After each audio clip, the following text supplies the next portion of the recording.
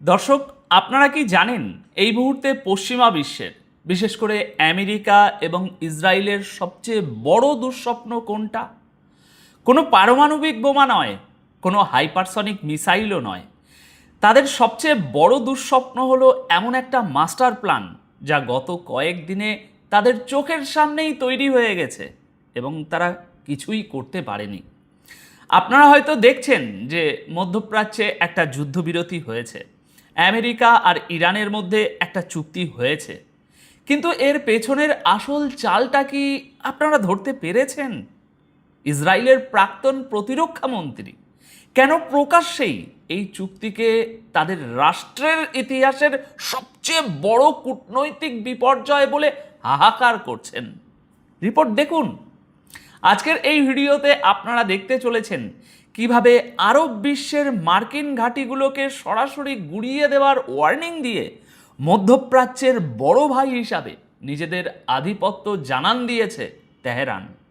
আমরা বিশ্লেষণ করব আমেরিকার ধোঁকায় পড়ে কেন আজ ইতিহাসের সবচেয়ে বড় কূটনৈতিক বিপর্যয়ে পড়ে হাহাকার করছে ইসরায়েল, এবং ভিডিওর শেষে থাকবে আজকের সবচেয়ে বড় চমক, পশ্চিমাদের আধিপত্যের কফিনে শেষ পেরেক ঠুকতে পাকিস্তান ও ইরানের হাত ধরে কিভাবে জন্ম নিতে যাচ্ছে ন্যাটোর কাউন্টার এক বিশাল ইসলামিক সিকিউরিটি বেল্ট। তো দর্শক, খবরের পিছনের এই আসল সত্যগুলো জানতে এক সেকেন্ডও স্কিপ না করে পুরো বিষয়টি লজিক্যালি বোঝার চেষ্টা করুন। আসুন একেবারে কারেন্ট সিচুয়েশন থেকে শুরু করি। দর্শক, আজ মঙ্গলবার 23শে জুন 2026 সকাল 9:16। এখন থেকে ঠিক 18 ঘন্টা আগে, অর্থাৎ গতকাল 22শে জুন বিকেল 3টের দিকে ইরান ইন্টারন্যাশনাল সংবাদ মাধ্যমে একটা খবর ছাপা হয়েছে। খবরের শিরোনামটা সাধারণ মনে হলেও এর ভিতরের গভীরতা মারাত্মক। ইসরায়েলের প্রাক্তন প্রতিরক্ষা মন্ত্রী তার এক্স হ্যান্ডেলে একটা পোস্ট করেছেন। তিনি বলেছেন, ইরান এবং আমেরিকার মধ্যে যে চুক্তিটা হয়েছে সেটা ইসরায়েল রাষ্ট্র প্রতিষ্ঠার পর সবচাইতে বড় কূটনৈতিক বিপর্যয়। এখানে একটা জিনিস খুব মনোযোগ দিয়ে বুঝতে হবে দর্শক, কেন ইসরায়েলের একজন কট্টরপন্থী নেতা এমন একটা কথা বলছেন। তিনি ক্ষোভ প্রকাশ করে বলেছেন, আমাদের উচিত ইসরায়েলের স্বার্থ অনুযায়ী কাজ করা, বিশ্ববাজারে তেলের দাম অনুযায়ী নয়। এবার লজিক্যালি চিন্তা করুন, এই একটা লাইনের ভেতর পশ্চিমাদের স্বার্থপরতার পুরো চিত্রটা ফুটে উঠেছে। গত 28শে ফেব্রুয়ারি আমেরিকা আর ইসরায়েল মিলে ইরানের উপর যে আগ্রাসন শুরু করেছিল, তার মূল উদ্দেশ্য কী ছিল? ইরানের পতন ঘটানো। কিন্তু যখনই তারা দেখলো যে ইরান পাল্টা আঘাত করছে এবং গ্লোবাল অয়েল সাপ্লাই চেন আটকে যাওয়ার উপক্রম হয়েছে, তখনই আমেরিকার টনক লড়ল। প্রেসিডেন্ট ডোনাল্ড ট্রাম্প বুঝতে পারলেন, তেলের দাম যদি ব্যারেল প্রতি 150 বা $200 গিয়ে ঠেকে, তাহলে আমেরিকার অর্থনীতি ভেঙে পড়বে। তাই তারা নিজেদের স্বার্থে বিশ্ববাজারের তেলের দাম স্থিতিশীল রাখতে তড়িঘড়ি করে ইরানের সাথে একটা মেমোরান্ডাম অফ আন্ডারস্ট্যান্ডিং সই করলো গত 19শে জুন, আর ইসরায়েলকে ছুঁড়ে ফেলে দিল ডাস্টবিনে। এটাই হলো পশ্চিমাদের ডাবল স্ট্যান্ডার্ড। যখন তাদের নিজেদের গায়ে আঁচ লাগে, তখন তারা তাদের সবচেয়ে কাছের মিত্রকেও কুরবানি দিতে দ্বিতীয়বার ভাবে না। ইসরায়েলের প্রাক্তন প্রতিরক্ষা মন্ত্রীর এই যে হাহাকার, এটা আসলে ইসরায়েলের একাকিত্ব এবং কৌশলগত ব্যর্থতারই একটা জলজ্যান্ত প্রমাণ। এবার আসুন আজকের দ্বিতীয় খবরে, যা গতকাল 22শে জুন দুপুরে আল জাজিরা প্রকাশ করেছে। এই খবরটা পড়লে আপনারা পশ্চিমাদের মিডিয়া ম্যানিপুলেশন এবং তাদের অসহায়ত্বের আসল চেহারাটা দেখতে পাবেন। খবরটিতে বলা হচ্ছে, যুদ্ধবিরতি থাকা সত্ত্বেও, MOU সই হওয়া সত্ত্বেও হরমুজ প্রণালীতে জাহাজের চলাচল মারাত্মকভাবে কমে গিয়েছিল, কারণ ইসরায়েল লেবাননে যুদ্ধবিরতি লঙ্ঘন করে হামলা চালিয়েছিল, আর তার জবাবে ইরান সরাসরি হরমুজ প্রণালী বন্ধ করার ঘোষণা দিয়েছিল। ম্যারিটাইম ইন্টেলিজেন্স কোম্পানির ডেটা অনুযায়ী গত পরশু রবিবার মাত্র 12টি জাহাজ এই প্রণালী পার হয়েছে, যেখানে এর আগের দিনও 35টি জাহাজ পার হয়েছিল। আর যে 12টি জাহাজ সেখানে প্রবেশ করেছে তার মধ্যে 5টিরই অটোমেটিক আইডেন্টিফিকেশন সিস্টেম বন্ধ ছিল, অর্থাৎ তারা র্যাডার থেকে গায়েব হয়ে অন্ধকারের মধ্যে দিয়ে পার হচ্ছিল। কিন্তু মজার ব্যাপারটা হলো আমেরিকার সেন্ট্রাল কমান্ড নির্লজ্জের মতো দাবি করেছে যে ইরান নাকি প্রণালী বন্ধ করেনি এবং 55টি জাহাজ নাকি নিরাপদে পার হয়েছে। দর্শক দেখুন, আসল ব্যাপারটা হলো এখানে আমেরিকা সুইজারল্যান্ডে আলোচনা চলাকালীন পুরো বিশ্বকে একটা ভুয়া সান্ত্বনা দেওয়ার চেষ্টা করেছে। কেন? কারণ মাকমাস্টার ইউনিভার্সিটির সাপ্লাই চেন এক্সপার্ট আল জাজিরাকে খুব সুন্দর করে বিষয়টা ব্যাখ্যা করেছেন। তিনি বলেছেন সেন্টকমের এই ডেটা ভেরিফাই করার কোনো উপায় নেই। আসলে জাহাজগুলো ইরানের সামরিক বাহিনীর নজরদারি থেকে বাঁচতে নিজেদের ট্র্যাকিং সিস্টেম বন্ধ করে দিয়ে ওমানের উপকূল ঘেঁষে একেবারে বলতে পারেন লুকিয়ে লুকিয়ে পার হচ্ছিল। আর আমেরিকা সেই লুকিয়ে পার হওয়া জাহাজগুলোকেই নিজেদের সাফল্যের খাতায় লিখে দাবি করছে যে সব ঠিক আছে। কেন কেন আমেরিকা এই মিথ্যাচার করছে? কারণ ওই সময় যদি বিশ্ববাসী সত্যটা জেনে যেত যে ইরান আক্ষরিক অর্থেই আলোচনা চলাকালীনও এই গলার নলিটা চেপে ধরেছে, তাহলে স্টক মার্কেট খুব খারাপভাবে ক্রাশ করত। কিন্তু রিয়ালিটি হলো আজকের এই মাল্টিপোলার ওয়ার্ল্ডে এখন আর আমেরিকা চাইলেই সমুদ্রপথ নিয়ন্ত্রণ করতে পারে না।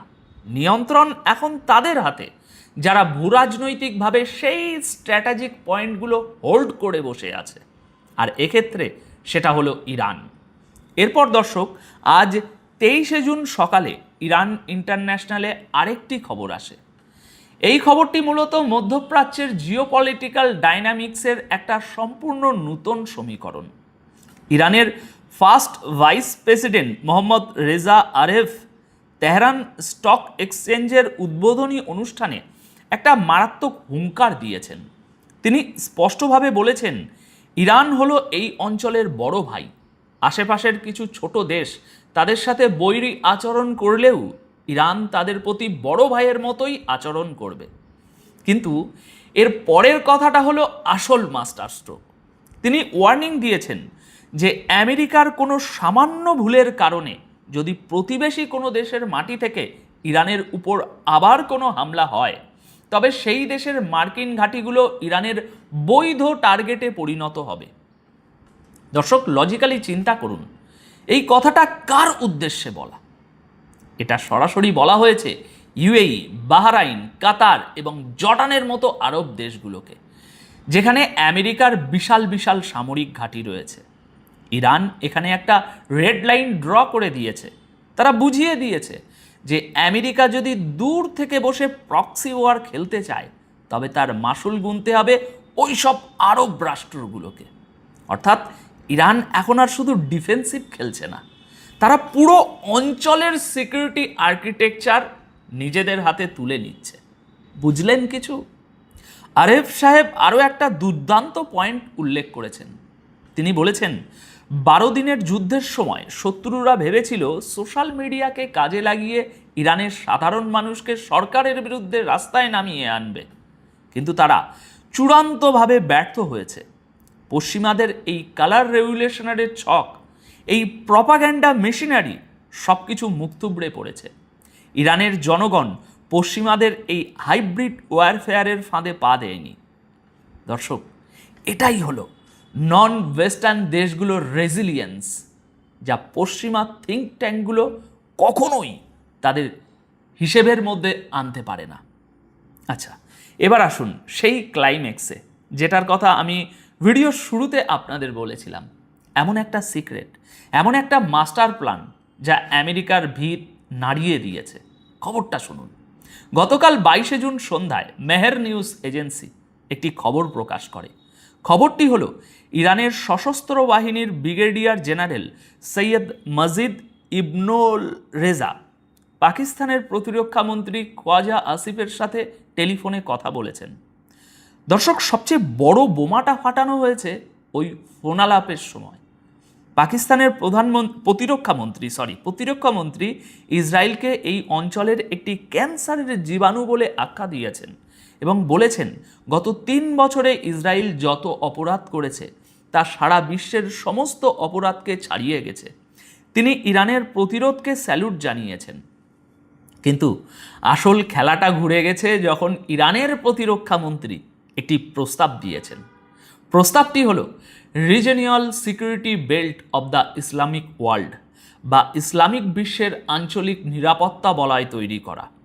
দর্শক খুব মনোযোগ দিয়ে শুনুন কারা থাকছে এই বলয়ে। ইরান, পাকিস্তান, সৌদি আরব, তুরস্ক, মিশর এবং অন্যান্য মুসলিম রাষ্ট্রগুলো। আপনারা কি বুঝতে পারছেন এর অর্থ কি? এর অর্থ হলো মধ্যপ্রাচ্য এবং এশিয়ার বুকে ন্যাটোর কাউন্টার হিসেবে একটি বিশাল সামরিক ও কৌশলগত জোট তৈরি হওয়ার প্রাথমিক ব্লুপ্রিন্ট তৈরি হয়ে গেছে। যে সুন্নি এবং শিয়া ব্লক নিয়ে আমেরিকা এতদিন ডিভাইড অ্যান্ড রুল পলিসি খেলত, আজ ইসরায়েলি আগ্রাসনের কারণে সেই ইরান, সেই সৌদি আরব, সেই তুরস্ক এবং পাকিস্তান সময় এলে হয়তো এক টেবিলে বসতেও পারে। এটা শুধু আমেরিকার জন্য নয়, পুরো পশ্চিমা আধিপত্যের জন্য একটা মৃত্যুর পরোয়ানা।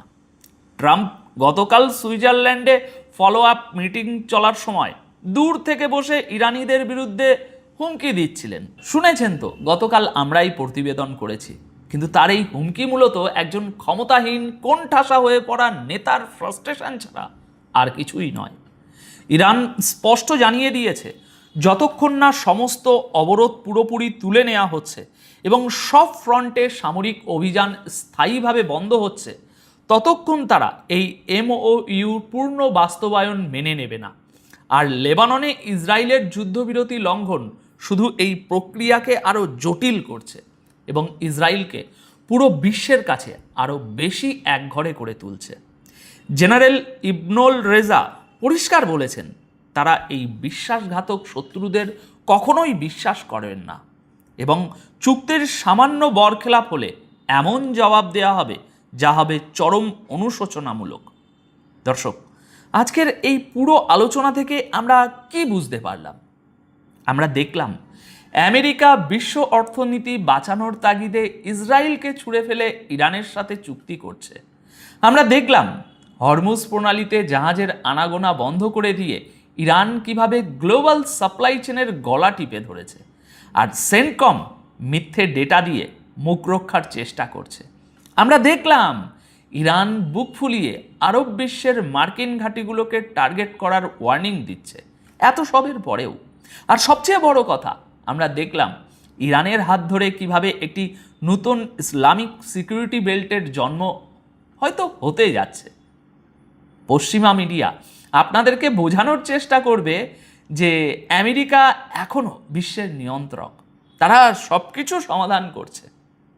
কিন্তু কিন্তু কিন্তু আসল সত্যটা হলো দাবার বোর্ডের নিয়ন্ত্রণ এখন ব্রিক্স এবং গ্লোবাল সাউথের দেশগুলোর হাতে চলে গেছে।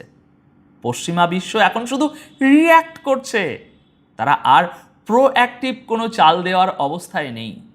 তাদের ডাবল স্ট্যান্ডার্ড, তাদের যুদ্ধের কৌশল, তাদের কালার রেভলিউশনারি চক্রান্ত সব একে একে মুখ থুবড়ে পড়ছে এই নতুন মাল্টিপোলার ওয়ার্ল্ড অর্ডারের কাছে। আমি জানি এই তথ্যগুলো আপনাদের অনেককেই নতুন করে ভাবতে বাধ্য করবে। আপনাদের কাছে আমার আজকের প্রশ্ন হলো, দর্শক আপনারা কি মনে করেন এই যে ইরান, পাকিস্তান, সৌদি আরব এবং তুরস্ক মিলে একটা রিজিওনাল সিকিউরিটি বেল্ট বা ইসলামিক ন্যাটো তৈরির যে প্রস্তাবটা সামনে এনেছে, এটা কি সত্যি বাস্তব রূপ নেবে কোনো দিন? আর যদি এটা সত্যিই তৈরি হয়ে যায়, তবে কি মধ্যপ্রাচ্য থেকে আমেরিকার আধিপত্য চিরতরে শেষ হয়ে যাবে?